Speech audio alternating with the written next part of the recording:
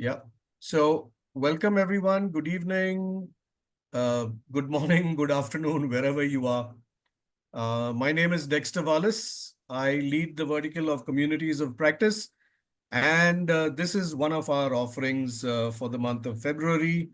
Um, we have with us Krish Iyer, who is our expert overseas speaker from Singapore. And we also have Saraswathi Anand from ICF Mumbai, who will co-facilitate this topic. Nandini, as always, from our chapter, will be helping with admin and tech.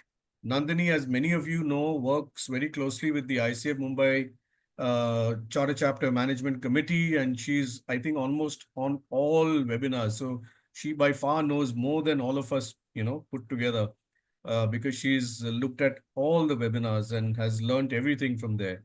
Uh, Please do keep yourself on mute, even if you're on camera, so that we avoid any disruptions. If you have a burning question, put it in the chat box. We are going to be watching it and we'll ask it for you. Today's session, we get 1.5 CCEUs, all in the core competency area, which is quite unusual and privileged. We will not be putting this up as links in the chat box, so don't worry about it. We'll be sending you an email immediately after the webinar today, and you need to claim your CCUs in 24 hours to 48 hours by filling in the CCU form. We'll also send you the feedback form in the same email. Uh, we'll be using the email that you have registered with. So please look out over there. And when you enter the forms, please put your name as you'd like it to appear in the CCU certificate. And also, the email address, be careful which one you fill in, the one that you've registered with and which you are on the webinar. So let's get to the topic straight away. Today is an incredibly wonderful opportunity for us to learn about something we probably have not looked at very carefully before. And this topic has been named by Krish Iyer, called Teams Reimagined. And he's going to talk to you more about understanding the 6 team conditions for team effectiveness, which is a very, very deeply researched topic. And uh, just to tell you a little more about Krish, uh, who is our lead speaker and a master practitioner of these 6 conditions. He is a facilitator, a coach, a change agent for, over 3.5 decades of line and consulting experience with various global organizations. You'll see a small slide on him later.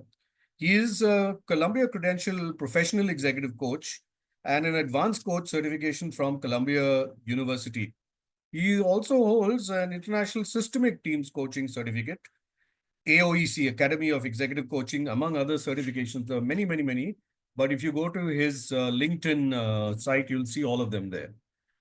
As a team coach, he's passionate about unlocking individual, team, and organizational potential to maximize performance, leveraging a variety of methodologies, capabilities, and techniques. I leave him to tell you a little more about that because he's on to a few new things as well. But you can imagine that Teams Reimagined is part of his creative mix. Um, we also have Saraswathi over here with us. Now, she's an MCC with ICF, team coach, a whole systems change practitioner, and is the co-founder of Systemic Coaching International and a founding member of ICF Mumbai chapter. So thank you, Saraswati, for being with us today. I am really delighted to invite Saraswati to start the session and set the context for Krish to share his wisdom and insights today. So without further ado, Saraswati, please take it away. Thank you. Thank you. Thank you so much, Dexter. And I know, everybody would be very keenly waiting to hear from Krish. So I won't take much time, but I did certainly want to share something which I experienced and learned in my quest of team coaching. So in all the work that I've done with teams, one of the things that I noticed is that all the work that I did was working with parts of the team. And by that, what I mean is either there is a role clarity required, or there is a purpose which is missing, or there is some aspects of team dynamics, etc., which is missing. So what I noticed is whatever I used to work with teams had been in a manner of working only with the parts and not the whole as such. And all of us do know team coaching is about working with the entire team as a client. So your unit of the team is your client. And that's where I stumbled across 6 conditions, because I've done a lot of research on team coaching. And I stumbled upon 6 conditions, which has been prevalent for quite some time. And Krish, of course, will tell you more about it. He's the master practitioner in there. And I realized that what this particular framework did, which others, possibly, and that's purely my opinion, which others did not possibly cover, was the systemic perspective that it brought in about the entire team and its context. So it was not in isolation. And it also spoke about one key thing, which is about the team itself together being effective. Right. So it's not just about performance of the team, the silos we want to get rid of, but how do you actually define the effectiveness of a team? And that's what I just wanted to share that as a context before we get into it. And thank you, Dexter, for bringing me back to ICF Mumbai chapter and partnering with you as part of the COP. And Krish, without much ado, all yours. Thank you, Dexter, and thank you, Saraswathi, and good morning, good afternoon, good evening to, I can see we are a team from all over the world, so it's such a delight to be talking to folks from across the world on a topic that is by far something I'm really passionate about, have been passionate about for a while.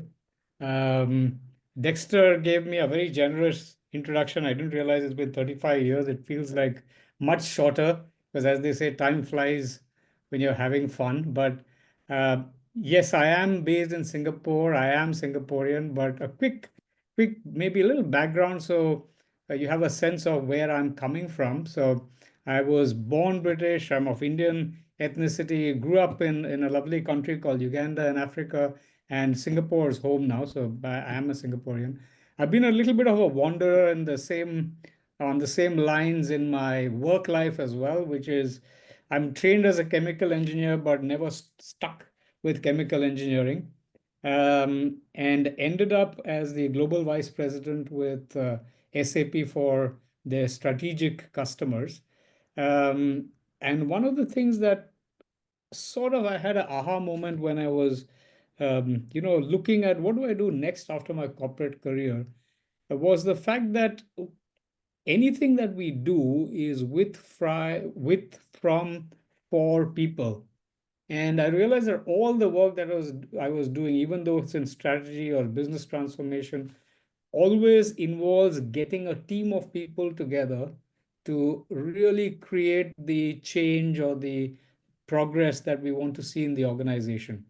And that's when I took a sort of sabbatical, did a 1 year program on coaching at Teachers College, Columbia University, and came back to, and started my career as a coach and facilitator and team coach. And I like to really describe myself as a gig worker. So I work for multiple agencies, including the Center for Creative Leadership, including the Civil Services College in Singapore. I do work for Harvard. I have a couple of other US-based partners. Um, and a lot of my work involves helping people through change. Um, Dexter called me an expert, and I kind of always balk at that word because I rather prefer to be known as a lifelong learner. I prefer to be known as a practitioner. And the perspective I hope to bring in today's conversation is really a practitioner's perspective. Um, of course, a lot of the work that I do is based on some solid theoretical foundations done by some very respected and reputed academics, which is what I will talk about when I talk about the 16 conditions. But I really am more, I hope to share with you a little bit of the framework, but also some examples of how I have applied it in my practice in working with teams.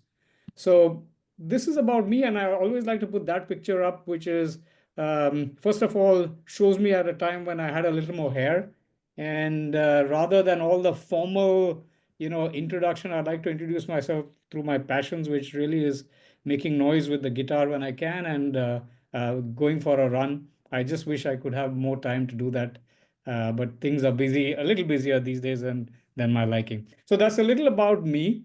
I'd love to know again a little bit about, I can see we are 87 of us in this session. So I have a few questions and I want to do this little, I can see some of you are already your video off. So I just want to do a little bit of exercise on a little bit of a video on, video off in response to some of these questions or statements I'm making. So can I invite you to just maybe for this at least to get your video on, right? And if the answer to the statement is a yes, I would invite you to keep your video on. And if your response is a no, please put your video off, right? So here goes. Let me start with the first question or statement, which says I'm a certified team coach. So I just want to get a sense of how many of you all have actually uh, you know, formally qualified yourselves as team coaches. I can see quite a few on screen as well as a significant going off screen, which is great, right?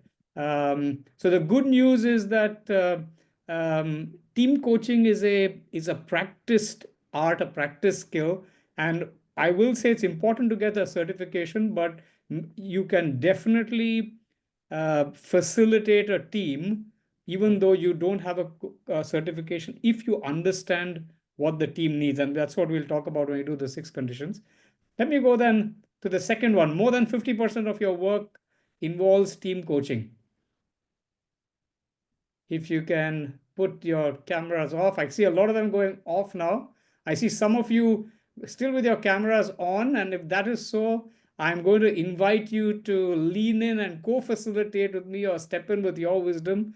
Because if you're doing a lot of team coaching work, I think one of the uh, one of the things that this field requires is the sharing of expertise. So some of you are doing a lot of work on team coaching. It'll be nice to hear from you, right? And the final is this one about you're keen to learn more. And here I think, I mean, this is a sort of a trick question because I'm sure all your cameras are going to come on for this. Yeah. So great. Lovely to be in this space with all of you again. And thank you for, nothing like a face-to-face interaction, but we make the best of what we can in a virtual space. So thank you for indulging me a little bit. Maybe a final one, which is not here, which is maybe before I go into what is coaching and all these definitions, how many of you all have actually heard of the 6 team conditions? If you can just do a show of hands, or how many of you all are familiar, have some familiar with the 6 team conditions model?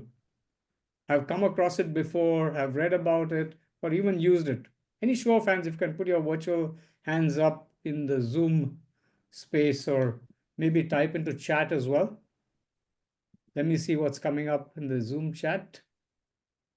No, starter practice systemic team coaching. Yes, I guess that's the Peter Hawkins one. Nope. So great. So I'll be grateful that I can share something new with you in today's session. So without further ado, then let me jump in. I see a preponderance of no's, which is fine, right? So let me jump in, right, and start with this, which is the ICF definition of coaching, right? Coaching being a partnership with clients in a thought-provoking and creative process that inspires them to maximize their personal and professional potential. This is what we in ICF and the standard definition of what is coaching. And if somebody asks me what is there for team coaching, I would just extend this with the locus of attention or the focus being the team.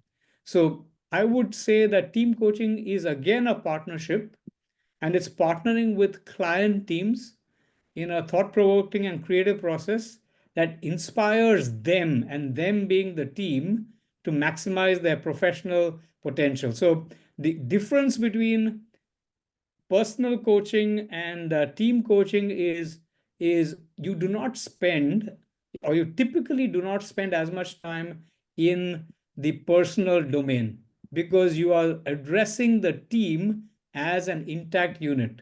So this word, if you notice between the two definitions, is what really changes between team coaching and individual coaching, right? So what's the origins of the 16 conditions model? It's very interesting where the model comes from. So Professor Richard Hackman, the late Professor Richard Hackman, we lost him to cancer in 2012, but he was a professor at Harvard University. And it's very interesting that when 9/11 happened, the US government actually called in a few experts and asked them to analyze what happened here. Because if the Ports Authority, if the FBI, and if the CIA, if all of them knew that something was afoot, why did they not collaborate to share that information? And what prevented these agencies from coming together when there was something as serious as this threat? When they, when all the 9/11 papers were published, it was very clear that everybody had a piece of the picture, but nobody chose to come together. And this led Richard Hackman to actually write a very interesting book, which I've put as one of the references, which is called Collaborative Intelligence. But that work led him to analyze what happens with teams and organizations. What really makes teams click? What what are the factors that come in the way of teams really stepping up to perform to the highest purpose, right? And he's got the very famous saying that when you have a team, they might generate magic, but you cannot count on this. So this was a very practical stance that he took.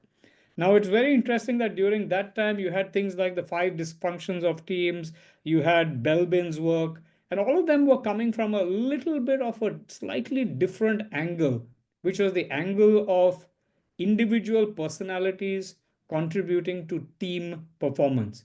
But Richard Hackman's work was very different. He was coming from a systemic and organizational angle as to what really creates team effectiveness.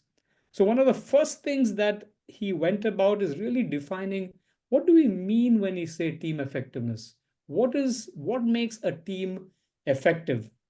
And this is where you will see the practicality of the model starting to kick in a very strong way.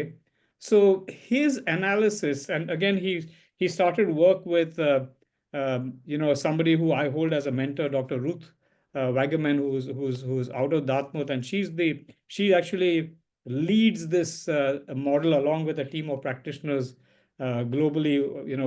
I'm a master certified practitioner as well. But his realization was that there are 3 impacts or 3 results which can then allow us to say a team is being effective or no. And the 3 results were: one, and this will sound obvious, stakeholder satisfaction, which is the team meets or exceeds their stakeholders' expectations and in delivering outcomes. So every team exists to deliver a certain output, and the stakeholders could be the organization, it could be the client itself, it could be other stakeholders who are looking for work output from the team. So that's the first one of team effectiveness, right?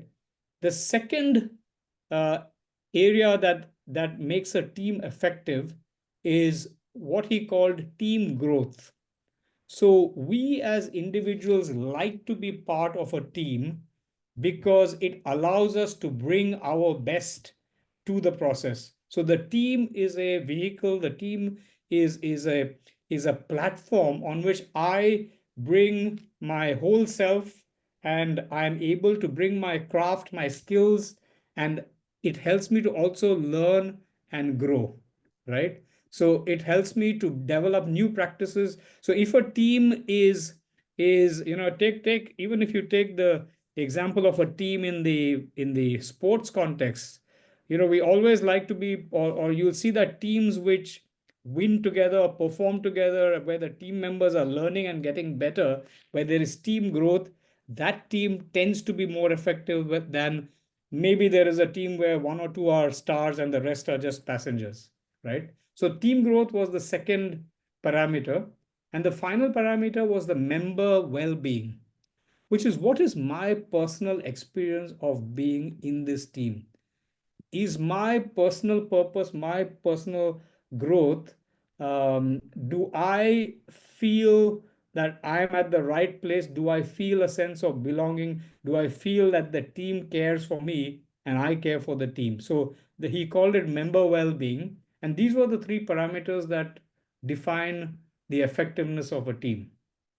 So this was the starting point. But then when he started analyzing, he realized that this effectiveness does not happen in a vacuum. These results which constitute effectiveness are typically outcome of certain team behaviors. And the team behaviors that he identified, which create these outcomes, is really one, where there is effort being fostered, that is everybody in the team is stepping in and with effort. It's not that one person is doing the work and everybody else is just hanging on. The second is the team is actively involved in crafting strategies. So as a team, we are getting together to say, how are we going to get this work done? It's not that we're getting a diktat from above or somewhere else, or one person is saying, hey, this is the way to do the work, and that's it, and we just are using our hands and legs and not our hearts and minds to get the work done. And the final thing is that the talents in the team are leveraged. So individual members in the team might have different talents, might have different skills, and everybody has an opportunity to bring their talents to the table. So this is when a team starts behaving in this way, it creates the effectiveness in terms of stakeholder satisfaction, that's the output, in terms of team feeling that it's growing, as well as member well-being. Right now, the six conditions, and which is at the heart of the model, the realization was that these things are not happenstance. You do not can't just get people together and start working and the team begins performing, which is what is Richard Hackman's quote, that just because you have a set of people together, don't think that magic will happen.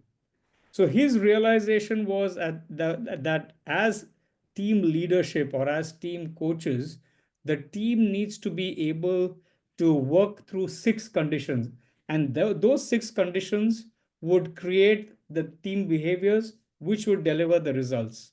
So what are the six conditions? He classified them into two buckets. One, what he called essential conditions, and the others, and I'll go deeper into this, but the essential conditions were what he called a real team, compelling purpose, and right people, right? And the second part was what he called enabling conditions, right?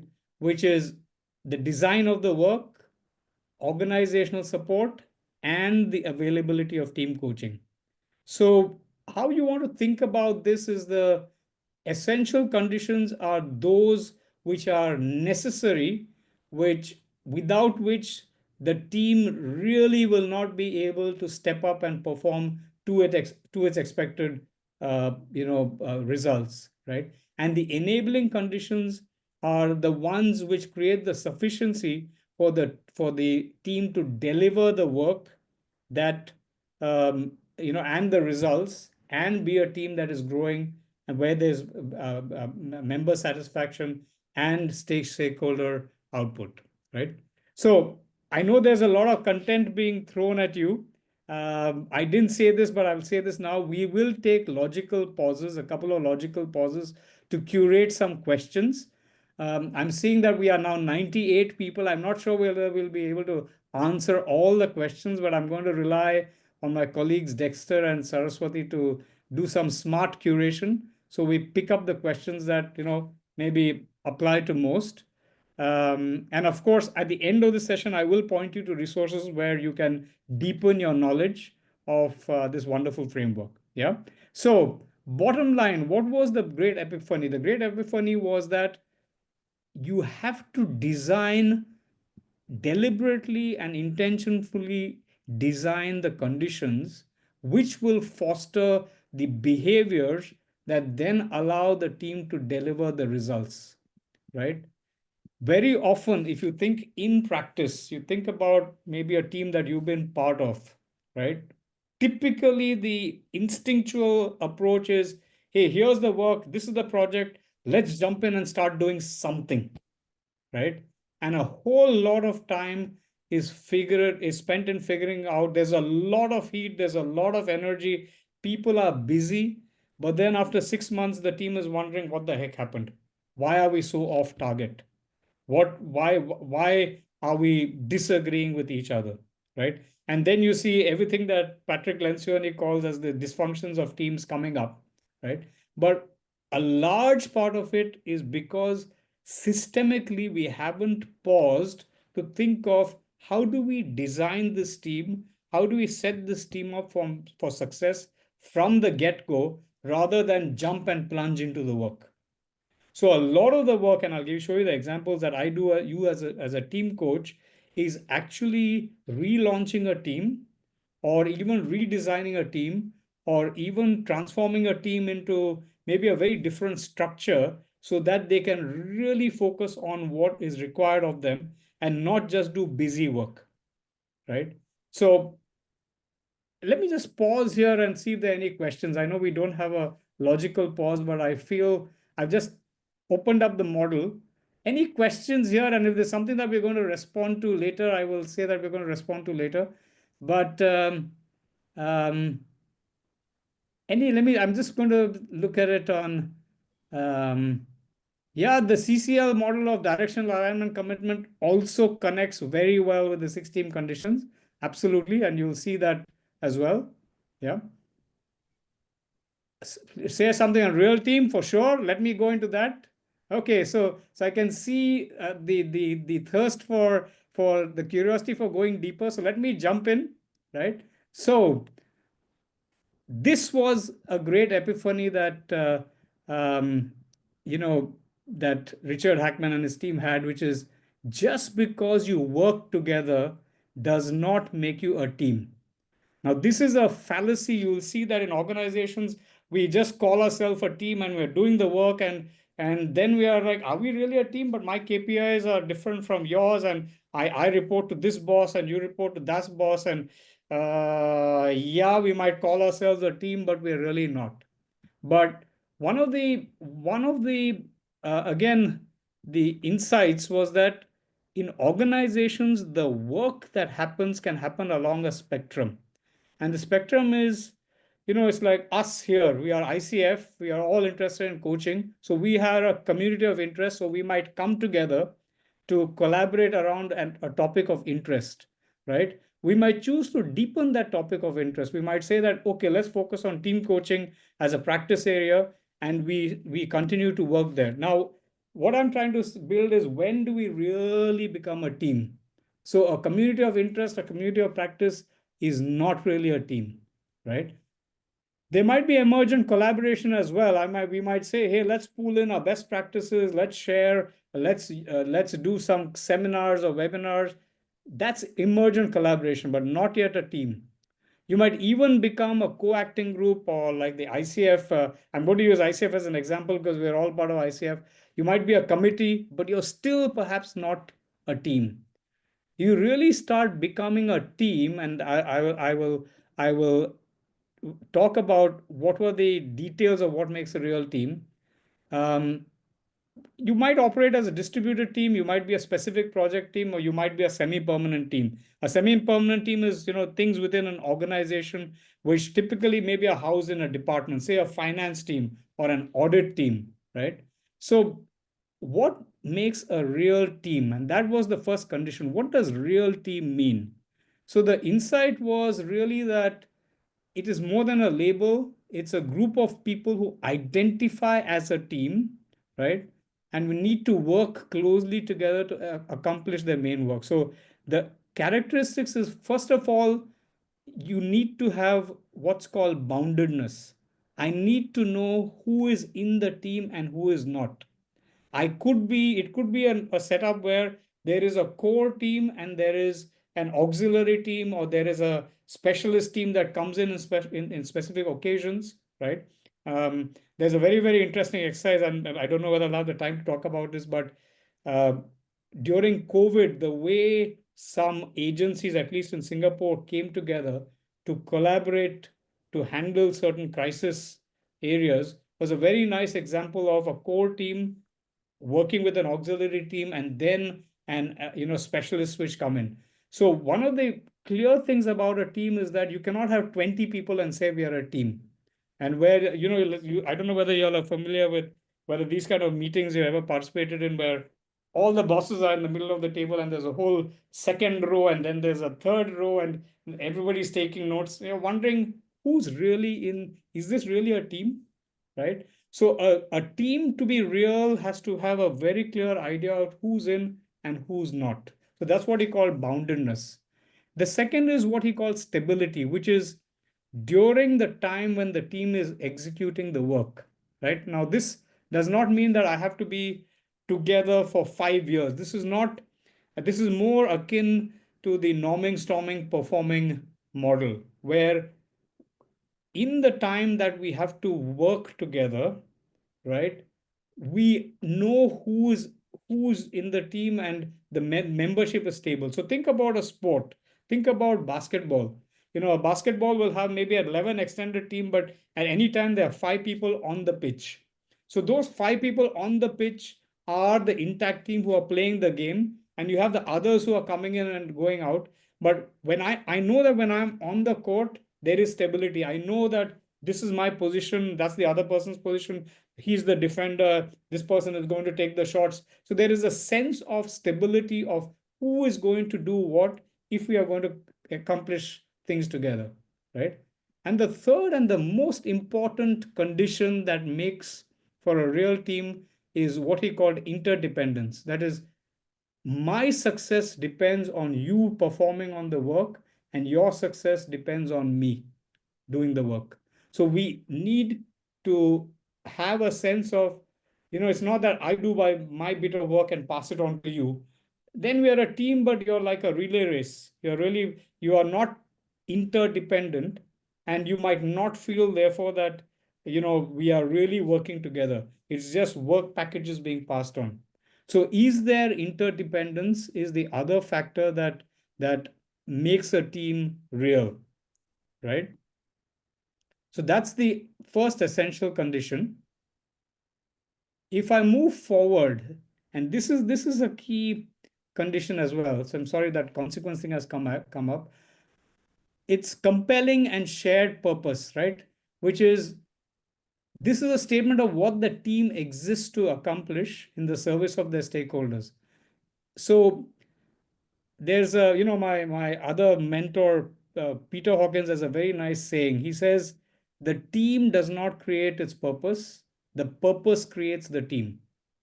So when there is a sense of why do we exist, and sometimes as a team coach, I will ask the question that, hey, tomorrow, imagine your team is disbanded, you guys are all asked to go home. What will the organization lose? What will the stakeholders lose?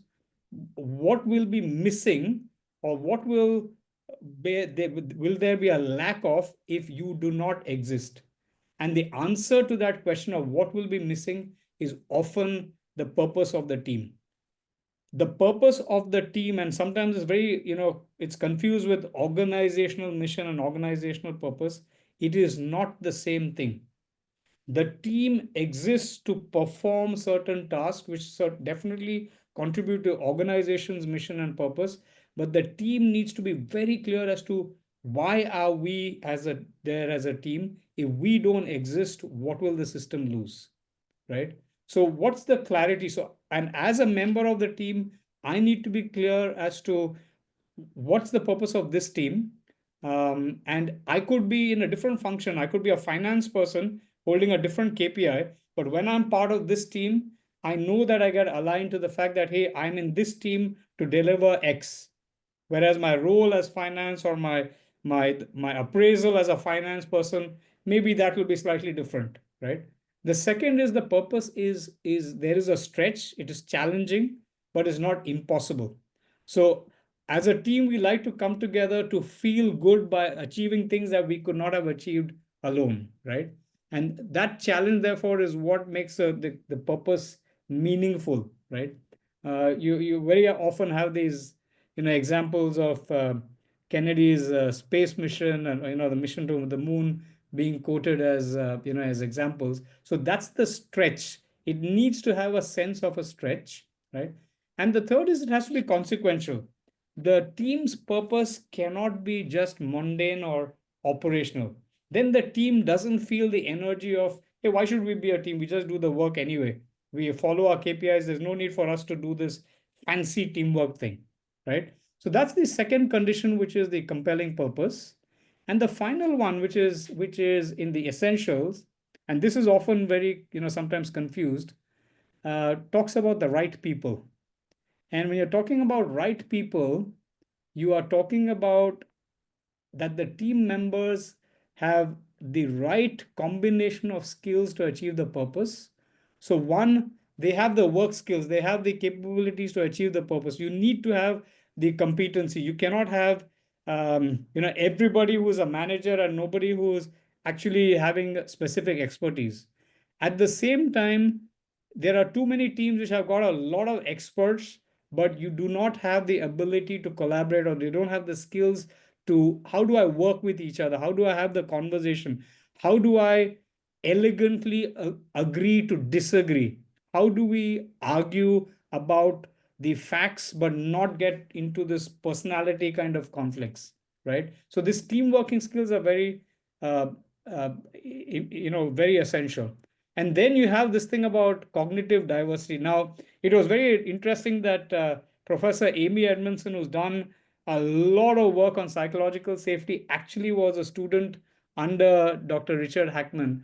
And a lot of her concepts of psychological safety that she has so beautifully, come up with and emerged, started with her work that she did under Richard Hackman around what makes for cognitive diversity and how do we get people to speak up? How do we get people in a team to not go into groupthink, be able to share their perspective, knowing that whatever perspective they're bringing has value to the team, right? So that the right people means a set of people who are diverse enough to bring different perspectives. Because honestly, I use a saying that if everybody in the team is agreeing about everything all the time, then probably you don't need a few members of the team to be there, right?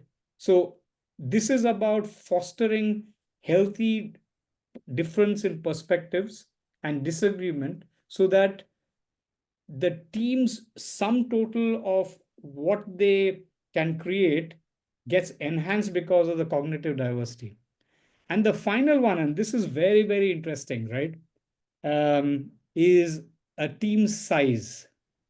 Now, interestingly enough, in the research that Richard Hackman did, there is an optimal team size, right? And it was actually quite interesting that when they did the research, and if I can show you this figure, what happens with a larger team size is that your interaction complexity goes up, right?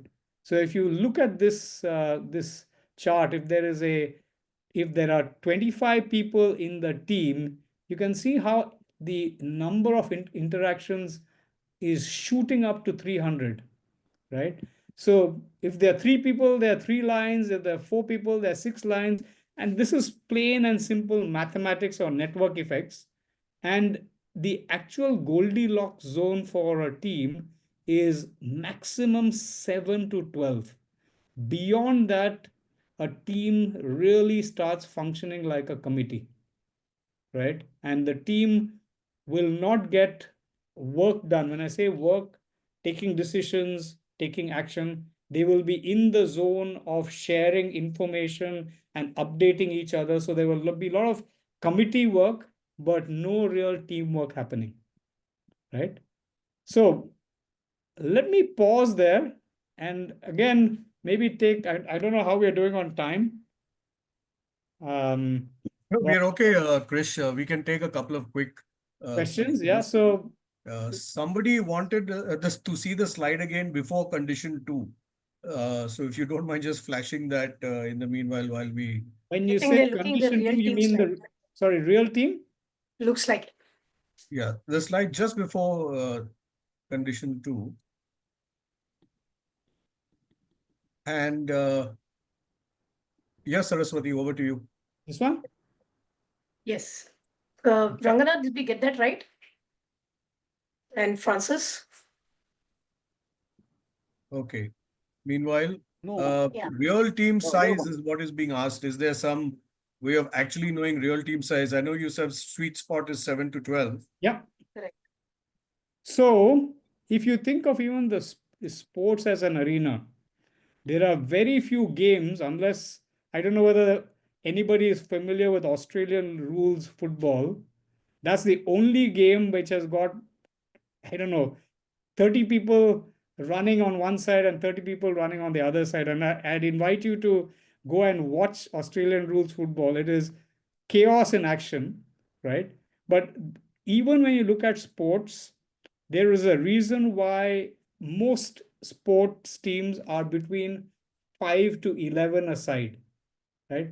Because beyond that, the team starts fragmenting.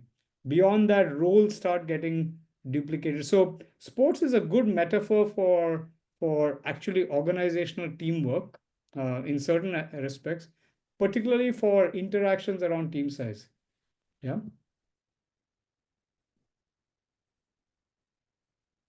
What was the last description of after project team? Elaine is asking that. So it is semi-permanent teams, which is teams which continue to exist because of their functional salience, right? And I gave the example of, say, an audit team. Yeah. Krish, there is one more question which Tarun is asking. Hmm? How do you integrate compelling purpose of a company with individual's purpose so that everyone works as a real team and not just as a team? That's a great question. Now, you there when you look at purpose, there is, I'm assuming that companies are, the organization has framed its purpose, at least, or a mission statement or some kind of directional statement on their website, right? um, the and this is when I give you the example, it will probably be clear.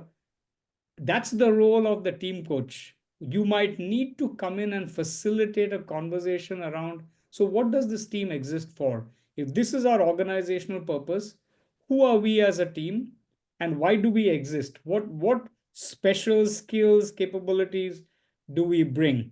And as we go into the model a little more and I share with you the various team tools, one of the team tools is really framing the team charter. And the team charter is something that you can use to frame or get the team leader to frame the team charter, first draft, and the team then works on polishing it. Is almost like, if you're doing individual coaching, you try to frame the goal statement, right? So this is that work, but at the level of the team, right? Now, you asked about how does it connect to individual purpose. Now, one of the things that comes up when you start doing this work is you will notice people agreeing or disagreeing. And then you'll need to have the honest conversation happens around, hey, do you really belong in this team, or is your individual purpose better served being somewhere else? So it goes into that space, and that's again the skill of being a team coach, to notice where are the tensions, and therefore what do we need to talk about, or how do we mitigate these tensions. Some of these tensions could just be that, you know I have always seen myself as this. I have always seen myself as an engineer, and now you're asking me to be a developer of this team. It's not coming naturally. So it's really about helping that person develop. And this is where, as a team coach, you might have to go into individual coaching and then come back into team coaching. So there's a lot of nuances, right? And that's a very deep question, which I don't think we have the time to answer here. But I can maybe give you a couple of examples on using the 6 team conditions and using the what's called the TDS survey. How do you highlight that, hey, this is actually an issue? We need to probably get clearer on our purpose, right? Is Um, forming the real team mainly the manager's responsibility, or the leadership management has a vital role to play? So let me give you again from a very practical standpoint. It is a very rare leader or manager who has ever the opportunity to say, okay, we are going to create this team and I'm going to hire X and Y and Z and A and B and C. We typically inherit a team, right? In most organizational situations, if you are, say, promoted into a new role as a leader, or you are going to do some, there's a new initiative set up, you are dealt the best, well, you are dealt the hand that is given to you. Then it's up to you as to how you forge those resources into a team. So one of the things, it's not about forming the real team, it is really about reforming the team and relaunching and energizing the team. So that is the work of actually team coaching, because a lot of this are actually in organizations given. I don't know anybody who has had the luxury, even if you are in a startup mode, maybe that's the time you have the luxury of identifying who you want. But still, when you're growing so fast that you will find that there are issues of fitment. So this conversation is very important to iron out the aspects which, how do we become a better team? What behaviors do we need to foster, right? So thanks for that question. That's a very deep question Tarun has asked. Yeah. Krish, Krish, one there are, last question for this segment. Yeah. Saraswati, you want to ask it from Baburaj? sure. And I think that's a very powerful question as well. So Baburaj has a observation and a question to ask. And the Hmm. observation is vision and purpose is different. And Hmm. not many Indian companies seem to have purpose, while Hmm. global companies have started to do that. So the Hmm. question is, two questions. Is it not a big challenge to align purpose? Or should we take vision as purpose? So again, I'll come from a practitioner's perspective, which is don't get into word salad or semantics, right? You might call it a vision. So my understanding of a vision is, where do we want to get to, right? And my understanding of the word purpose is, why do we want to get there, right? As Simon Sinek has said, it's always good to start with why, because then where you want to get to becomes clearer. My invitation is not to go into a rather, this is like a little bit of a rabbit hole, where if you start this thing, is it mission, is it vision, is it purpose, you will have 150 interpretations, and you'll have as many consultants who are willing to give you an angle, and you will probably come away no better informed. That's why I like the question of purpose around, why do we exist as a team? Why do we need to be together at this moment at the team? And what happens if we decide, if tomorrow we are all hit by a bus? What does the organization lose? What does the system lose? Which is why I also say alignment is, it's not, alignment is, if you have been formed as a team, your stakeholders have already had a sense that this kind of work needs to be done. Now you are creating your purpose of the team so that I start being forged as one, and I know the purpose of us as a team, right? So it's not so much about, if you are misaligned with the organizational purpose, then remember that the team is a subunit in an organization. Very often you see this, that a boss leaves and the whole team leaves with him because there is maybe some purpose gap or value gap, and the whole team decides to move because they feel so strongly as a team, right? So my I would not worry at this stage to align purpose. It is important that the team members have clarity on purpose, feel a challenge, and understand their consequentiality, right? And again, the exercise of creating the purpose has more power than having the perfect purpose, right? Because the idea is that in doing the exercise, I like what Ian Henry has put, that the whole, it starts the conversation, and that itself starts forging the team, right? So don't worry about getting the right articulation or the beautifully wordsmithed articulation. That's not important. What's more important is that when we jump together on the field, I know that we are in this together. I know you have my back. I know I have my back, and we are all working on this. Yeah. I think Thank you. there's Very deep questions. yeah, there's one more question, and I don't know whether you want to pick it up now or later. Yeah. Which Patri, I hope I've got the name right, Yeah. is asking, how do you resolve the conflicts arising out of work during team coaching? Okay. I will That's definitely talk about that. And the reason why we do team coaching is primarily to surface conflicts, because very often the issue with the team is that there is a lot of stuff that is unsaid. And it is unsaid not because we want to be passive aggressive, it is because we have not given ourselves the permission or the opportunity to bring that to light. So a lot of the work of team coaching is to surface those conflicts and then help the team to find their own resolution. So one of the things I will also say as a difference between a personal coach and a team coach, and this is my experience, is that they always say as a personal coach, it's okay for you not to understand the context. It's okay for as a one-on-one coach to not live in the world of your coachee. You need to have that distance. In team coaching, that reverses a little bit because the team is living in its own world. And I cannot be flying in and flying out and giving advice, right? So, as a team coach, my attempt always is to get the team to a place where they are self coaching or the leader is developing as a coach, right? We will talk about conflict, but again, the beauty of using the 6 team conditions approach is that you are able to get the team to a place where they can sincerely and authentically talk about, I wouldn't say call it conflict, but what are the points of tension? Remember, a lot of this is unresolved perspective mismatches. And if we are sincere and we are able to say that, yeah, I see where you're coming from, you see where I'm coming from, we agree to disagree, and that's fine, right? So let me give you an example. Intel, in the good old days when Intel was still really strong and powerful, they would have a lovely meeting norm. And this comes back to the norms as well.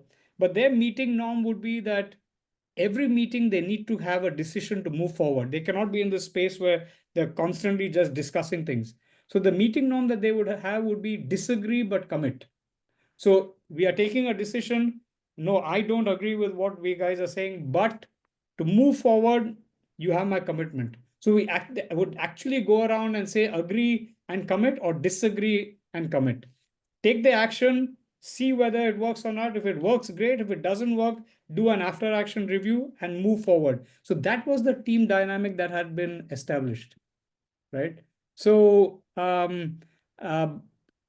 do get to enablers.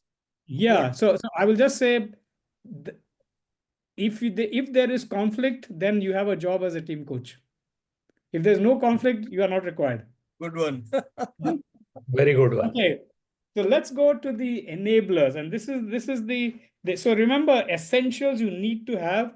Enablers will help the team to become effective faster.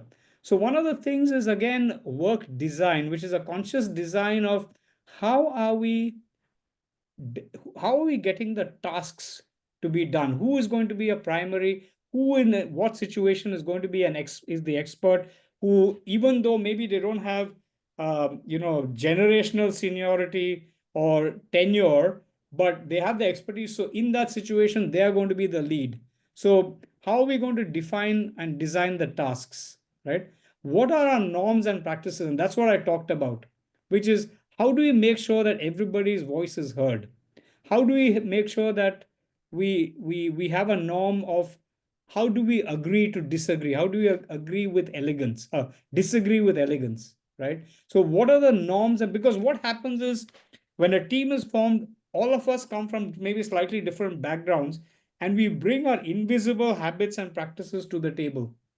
And again, the question that was asked on conflict, a lot of the reason for conflict in a team very often is I am behaving from my previous team habit, whereas this team culture requires something else, and then there is a clash, right?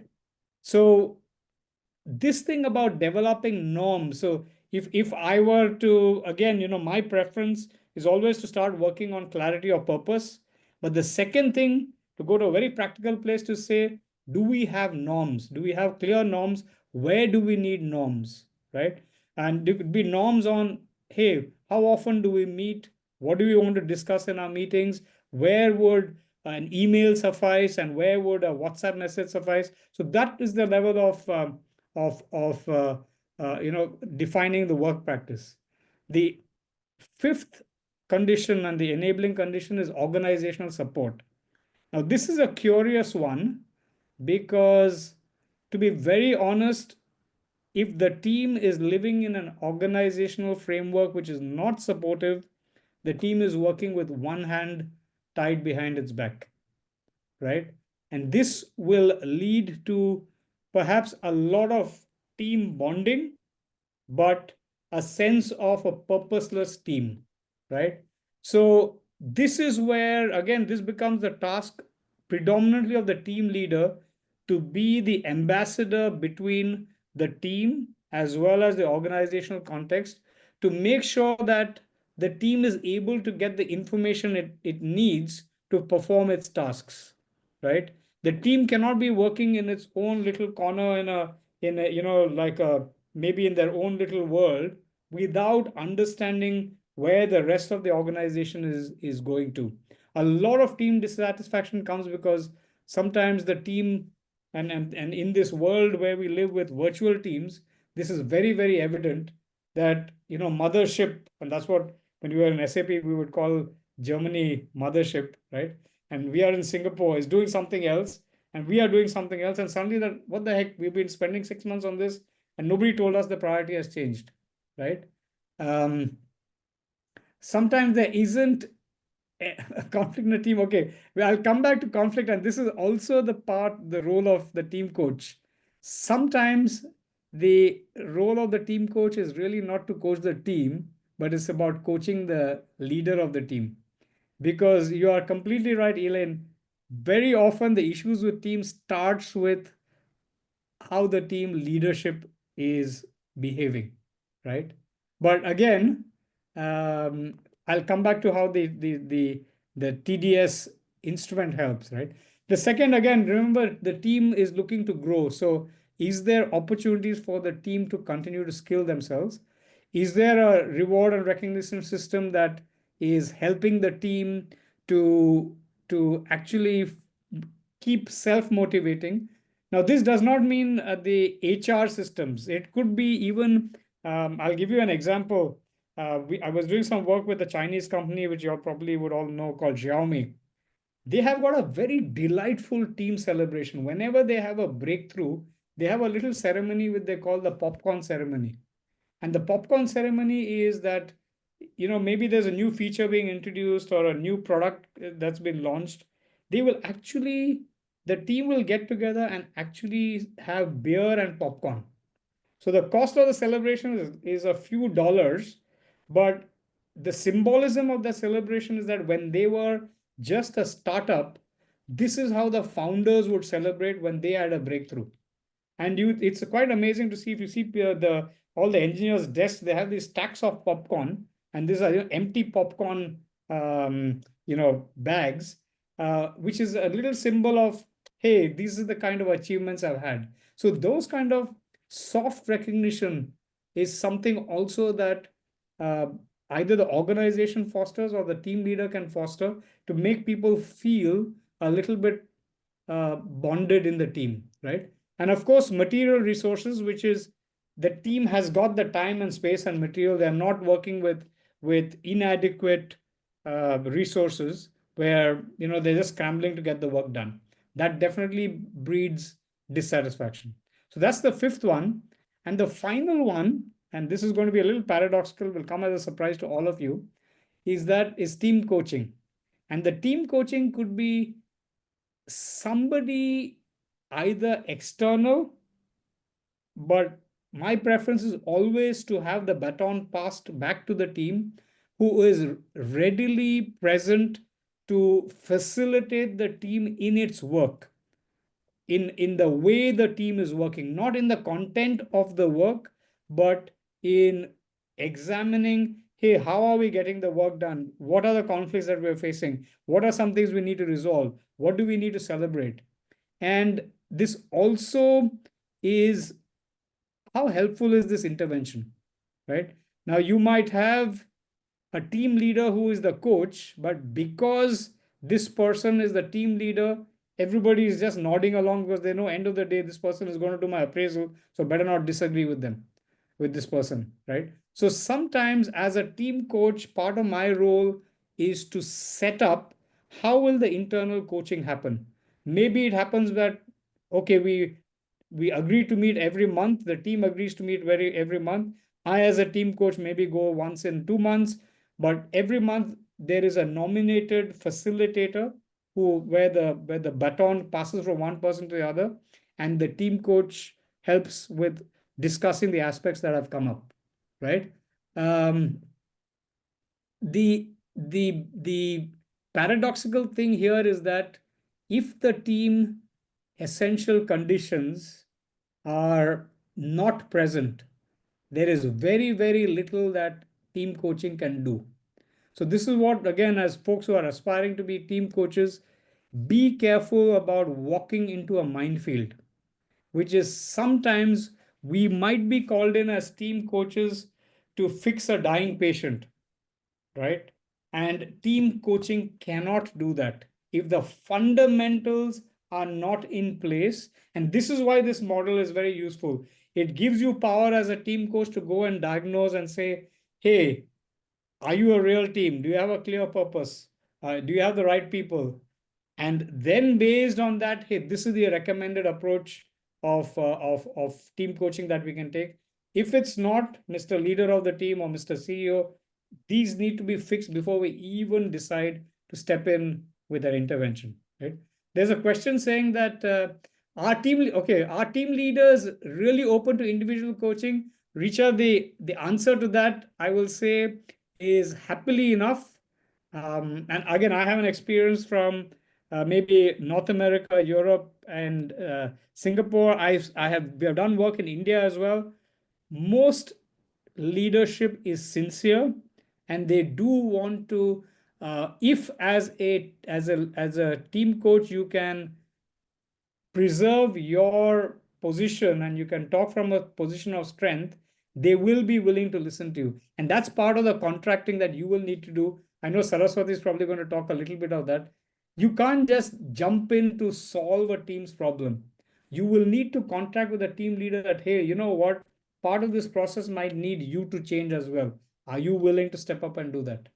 Right? So if they are not, then I actually respectfully step back and say, listen, if that's not going to happen, this is going to be like lipstick on a pig, right? I saw one more question about what was that after rewards on the support slide. Let me go back. Sorry. How are we doing on time? Sorry, I hope I can get quite carried away with this topic, as you can see. Material resources. Yeah. So actually the question that has come up is, this is the organizational support one. So before initiating the process, are we, supposed to get the engagement from the leadership? And what happens if there is a gap? So that, and I think you already answered that question. And before that, there was another question about, would work design also involve team design, role definitions, and so on? I'm sorry, say that. Would what? Sorry? Would work design, Yeah. let me just get to that question, also involve team design and role definitions? Yes, so work design is how are we structuring the work of this team? What does the team need to do? How are we going to keep each other accountable? What will happen, say, if person X is not, say, is on vacation or is ill, how are we going to step in? So it really goes down to spelling those out and making that clear, because very often a team stumbles because we jump into the work, but we don't spend enough time in discussing how are we going to get the work done. So it's almost like, if you use a sports metaphor again, the whistle is blown and we're all jumping on the field, but we have not spent the time before to strategize as to how are we going to play the game. How are we, when we feel attacked, what are we going to do? So is uh, this is what it means by the team tasks, and this is the team. Now, this is what is done within the team. This is not job description or HR role definition. We are not talking at that level. Everything that we are saying is within the team. Krish, there was a question that There came is- earlier, right at the start, which was, why do you have the enabling conditions as an inverted pyramid? Why do we have the enabling conditions as an inverted pyramid? That's because, again, that's an interesting question. When this model was first set up, and we're sorry if I can put that picture of the 6 conditions again. Let me just jump. Sorry, I'm just going to scroll up. What was when this visualization was made, what was between, and again, this has been modernized a bit, so I sometimes still like the previous depiction. What was between the essential and the enabling conditions was a layer called team leadership. So which is, team leadership is sort of the glue that is necessary to keep these two together. So it was almost like it's a little bit of a sandwich, that you need the essentials and you need the enabling. I don't think there is any other mystical interpretation beyond the fact that in between there was this layer called team leadership, supporting both the essential and making sure the enabling conditions were happening. We have Krish, our. I'm going to point out 2 more questions. Sorry. And I think Sunita deserves an answer. So her question is, what is more important, team alignment or team loyalty? What do you mean by team loyalty? You want to respond to that, Sunita? So again, let me just say this. Don't want to push the question back, but you've got to be careful about, why should somebody be loyal in the team? They will be loyal in the team again if they feel that the team is delivering results, if their well-being is taken care of, and if they have an opportunity to grow. Like this, Sunita, your question is a little bit like, we need trust to be working together. And my position would be, no, you don't need trust, because trust is something that is co-created, right? The way we work together either will create and increase trust or detract from trust. Similarly, loyalty is something that is co-created. If I work with you and we work comfortably and we don't have too much of misalignment, and I can see that you're going to deliver what you are saying, and we are connected, we understand why we are doing what we are saying we'll do, the loyalty will come. So the focus of this model is a little action oriented. It's not about saying that we need to be loyal and that will create alignment. It's actually, if you remove the things that are creating misalignment, the chances that we will be loyal or trusting, right? And trusting does not mean harmony. Trusting means we are open to disagree, but when I'm disagreeing for the benefit of the team and not because I have an axe to grind with you, right? So I would say, as a team coach, removing the sources of friction in the team is always more important than trying to foster artificial conditions like loyalty, which will happen, but which are an output of the behavior of the team. Yeah. So that's how I would respond to your question, Sunita. Yeah. Krish, a Now, quick question before I know you need to go to the next segment, yeah. which is an important one, is from our president of ICF Mumbai, Sanjeev Hmm? Bhatia. Can Hmm? this be implemented with CEO and CXO levels where everybody's an expert in their domains but not concerned about the other domain? He's asking specific to entertainment and media where creativity, AI, different platforms, expertise, and all exist. So I think you're Krish, may I giving add to me. that question? Krish, Sorry. may I add to that question? Yeah, sure. I mean, we have time So, for next 20 so minutes. the reason I'm adding to this is while Sanjeev is talking about CEO, CXO teams, so does team coaching actually work with lower down teams? Or six conditions works with lower down teams? So you have two questions. You can choose which one you would like to answer. Uh, I want to actually talk about the tool, because without the tool, all these questions remain theoretical. So, and I'd be happy to share to Sanjeev's case, which is an actual bit of work that we have done for a Indian pharma major, not an Indian pharma, a global pharma major for the Indian operations, which involved working with their leadership team, who were in different silos. Um, but Saraswati, I'm not clear what you mean by a lower or higher team. What is a lower or higher team? So particularly when you're talking about organizational context, working with, a redesign, relaunch of the team, Yeah. it's possibly easier to do it at a senior leadership team. Like Sanjeev was pointing out, while it has its own challenges, but for lower down teams, do they have that kind of, you inherit a team and you go with what is there?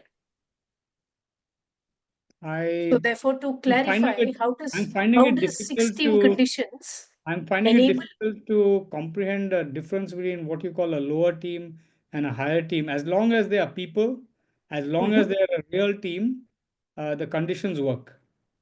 Okay. The context might change, and this is where the team coach needs to be acutely aware of the context that the team is operating in, because I'm imagining that if you're saying what you mean by lower could be maybe a highly operational team, right? And if they are a highly operational team, the kind of intensity of daily deliverables they might need to focus on might be very different from a strategic team, like say a leadership team, which is probably looking at maybe creating the future.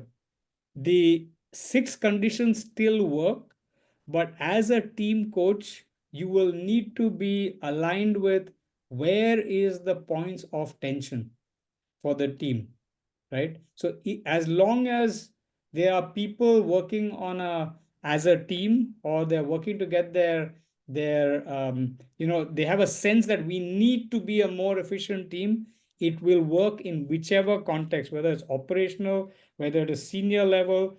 I have used it in Singapore in government, I've used it in healthcare. So I don't think this is a consideration about different types of team. If they are people, it will work. That's the bottom line. Thank you. I Great. see Ian has also endorsed that. Yeah. Okay. So the question is, how do you go about this? So the this model is not just you don't just take the model and have a conversation. So what is useful is that there is this team diagnostic survey, which is almost like a team 360. And that becomes a very solid body of evidence which you as a team coach can use to actually have the conversation. So this is not you giving your opinion. This is the team really talking about itself, right? And this, yes, I think this is Tarun has intuited right. The gap analysis that we are talking about comes from this document. So there's a whole series of questions, about 150 questions that team members take, and there's a report that's generated. There's actually a sample report that you can look at, and it actually will tell you what is the team saying about itself. So this, just to give you sample results here, you can see the real team, and you can see the enablers and essentials. You can see that member satisfaction is probably okay, but the rest of it is sorry is very much in orange. right? So the team diagnostic survey has thrown up that, you know what, this is what the team is saying about itself. And here are some areas which probably we need to work on. This becomes the starting point for the work that you do using 6 team conditions as a team coach. The report again breaks it down, and I won't go into all the details. I think there's questions around case studies. So but this is an example of the data that you get, which you can then use in your work in coaching the team. So here, if you see, let's just look at the compelling purpose part, right? If you see, it's very obvious that this score is low, and people are saying that no, we are not clear about our purpose. Now, this becomes an area about, I probably will then have a conversation with the team leader and say, hey, you know what? Looks like in what is being said here, the team feels bounded, they seem to be stable, there seems to be some diverse views on interdependency, but the biggest issues are things like the purpose is not very clear. So we might get the biggest bang for the buck to actually uh, to start working on the clear questions, right? And then, okay, you can even start looking at the enabler. So this is how the data looks. But let me give you a couple of examples, and this will give you when is the survey to be done to be useful for the work of the team. So typically, we do the survey to look at the as is and then start saying, where is the to be? So imagine you are a team coach. You start looking to analyze where the team is. And then maybe after you've done the work to monitor the progress, you will look at the to be. I'll give you a couple of examples, right? So let me give you this example. This is an example of a APAC-based team which was going through a technical team which was really going through a reorg. So they were a bunch of technical specialists which were housed in each country, which is from India to Japan. And suddenly the whole organization changed and they wanted to have this pool of technical resources with one of these technical experts being promoted as the lead of this team. So when we started off, when we did this survey, this is what was being seen, that we could see that they knew how to get the work done, they were satisfied, but they did not feel that they were doing the best work. There was a lot of clashes with when you look at this, they were clashing with the fact that they were getting as a technical team pulled in multiple directions, and they didn't feel that they were operating in a supportive context. And when we started doing the work, we started workshopping this, we started looking at how do we create, again, it went into purpose, where you can see there was a whole diversity of where the clarity of purpose was. We did I'm going to just jump through this. We actually did some facilitated workshops, and we actually came out saying, what will it take for us to be a real team, right? So what helps defining the right objective, knowing the right person? This is actual work that was done. And what action shall we take? And this became then the input for the next conversation that team needed to have. So this is the journey that the team took. So it's never one conversation, it's a whole series of facilitated workshops. But because we could analyze and say, hey, maybe we need to focus on what will make us a real team, right? If you remember what was put here, uh, this was what we chose to start working on as a real team. And we said, if we work on this, this was a choice that the leader made, actually. So this was not something that as a team coach we recommended. We said, where would you like to start? And the response that came from most of them was, if we start working as a real team, maybe the rest will fall into place, right? Excuse me. Let me give you a second example. This is the Indian pharma major, and this was worked with their leadership team. This is what the leadership team actually said that they look like, right? So you can see they're quite happy, scores of 4, and this is typically 4 out of 5, right? Anything beyond 4 turns to green, but there seemed to be issues around the way they were working, and that was impacting task performance. So again, using this data, we had to go through a series of conversations about what do we need to do to change our task performance? How do we need to make sure that we are all pulling? And this is the, I think, the question that came about of how do we make sure that people in different silos are working together. We did a very detailed exercise, and I'm going to just quickly flip through this, on creating norms. That now that we are transforming, what is the norm? Who are we as a leadership team, right? And though we are a leadership team, we know we are responsible for the business of the company. What does it mean for us to be the leadership team? Therefore, what is our purpose? And how are we going to support each other? Because otherwise it was becoming that each, say, finance head, HR head would almost like be reporting into a pyramid.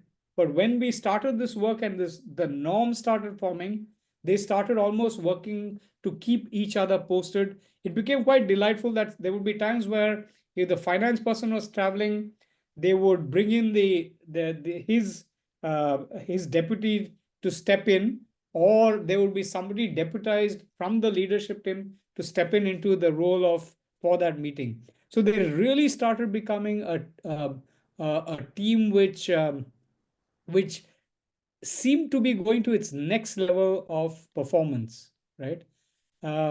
Quickly, let me show this. This is where we did really a before and after. So this was the before condition, and this was the after condition. So it was very, very interesting to see that the the the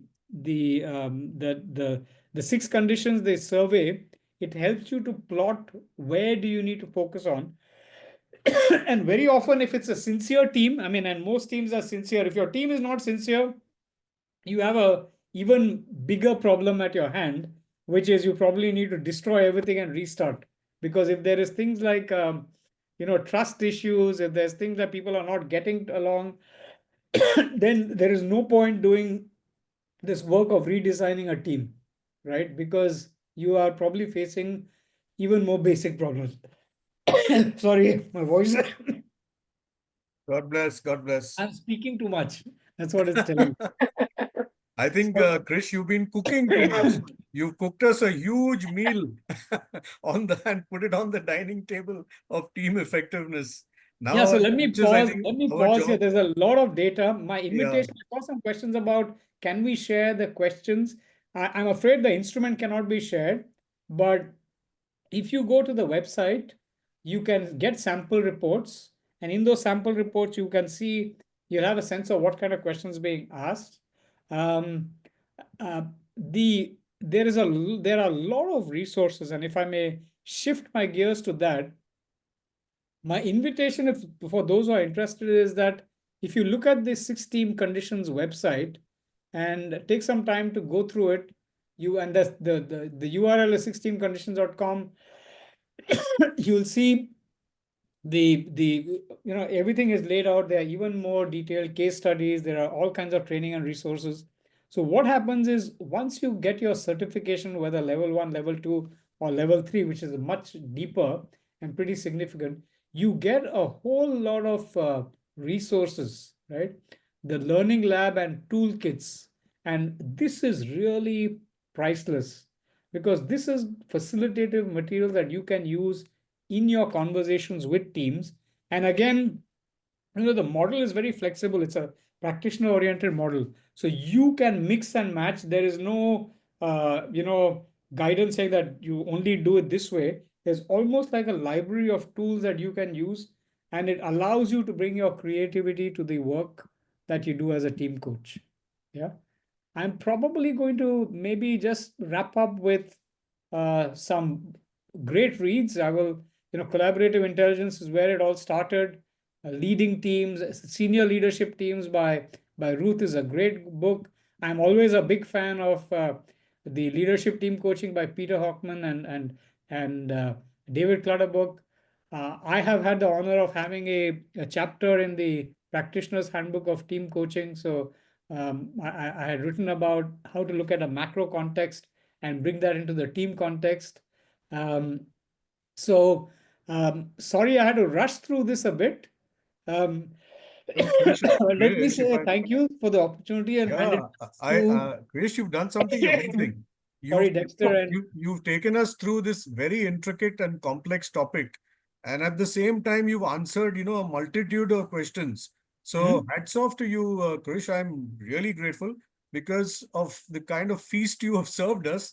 We know how to, put on our coaching tuxedos and kind of come to the table with a kind of a really informed, coaching mindset, a great coaching presence, and a collaborative coaching competence set of competences so that we can dine here. I think while we look at any of the remaining questions, if there are, let's all come on screen and smile our way into photographic effectiveness so that we can get a group picture. Nandini is just waiting with her hand on the button. So can we all come on camera and smile away? Uh,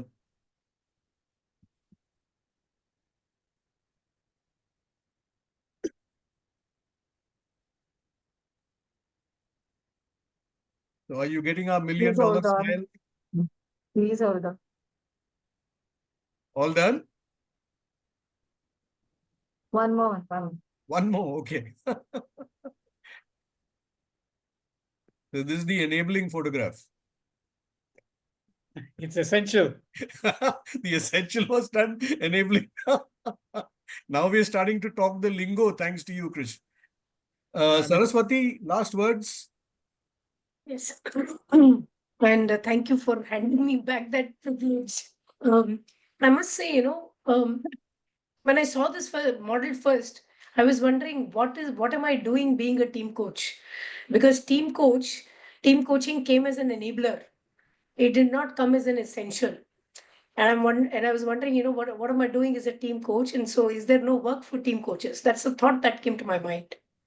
But I think what I understood from this is a very useful framework from a systemic and from a holistic perspective. I think each one of us does as team coaches is how do we flit in and flit out of roles very easily. So, for example, I have some clients who turn around and ask me, "Hey, Saras, can you get back into that where you ask us questions and you make us think?" So the client has understood that I'm slipping into the role of a coach and I'm asking them questions. And I think that's what the ability of team coaching competence brings to us, which we then bring to, using such powerful frameworks as, six conditions. And therefore, in my mind, I kind of validated for myself, why are we all team coaches here and what are we doing with it? But at the end of it, I think it's also important, something that Krish said, how do we make ourselves redundant as team coaches? I know it sounds very controversial, and maybe that's the purpose of putting it there as well. But to really see that, how is it that a team can carry on this job for themselves? And also to be careful as to how you are enabling or rather partnering with the team leader or not taking up the team leader space. I think these are all these things which are important when we use such powerful frameworks, because this powerful framework also gives us a kind of a authenticity to be able to go there and say, hey, you know what, when you do this doesn't seem right, this doesn't seem right, or this seems very good, how would you like to go about it? So if they understand the context, they take up what works for them. And I think those are the those are the reasons why team coaching competencies kind of fit into this role, rather than it just being one skill, but really understanding how you can bring each of these team modalities of facilitation, of consulting, of being an expert when you're coaching a team. That's what team coaching competencies do that. I had some slides, but I think we are on time, so I'm going to stop that at the moment. And yeah, Yeah, I think just Over to you, Dexter. piggybacking on what you've said, I think as coaches, we need to come with our competencies to the table. But now we have this wonderful tool, this framework that Krish has, explained to us, where we can take these coaching competencies, our credentials, our certification, and actually lift them up using this. I think this is one of the most powerful frameworks going around the world at this point in time in team effectiveness, if I'm not mistaken. I mean, I know Krish is going to say yes, but I've seen everywhere people talking about this with great awe and respect. So I think we're very privileged, Krish, to have had you here to talk about this, to give us those case studies, give us an actual insight into a lot of work that you've done. I know how difficult and how tedious this thing is. Yet you've kind of been easy on us and given us the easy way of looking at things to understand it in this short period of time. So a lot of gratitude over here, Krish and Saraswathi, for standing in for us and making this happen. I know, Saras, how much you worked to make this happen, and I'm so happy that we could do this. Last word from Krish, who is not the expert but a lifelong learner, as he said right at the start. Just like to say thank you and wish we had more time. This is a subject which we can really cover a lot, and I wish people will investigate this further and enjoy the journey of being a team coach. Thanks, Krish. Thank you. Thank you so much. Thanks a lot, and good night. Good night to everybody. Krish, to you, thank you for a very long day that you've had. All the best, everyone. Remember, you'll get an email with your CCU link and the feedback link. Please fill in both. Yep. Good night. All the best. Thanks for your presence, your questions, your attention. Bye for now. Thank you. Thank you so much. Bye-bye. Thank you. Bye-bye. Bye.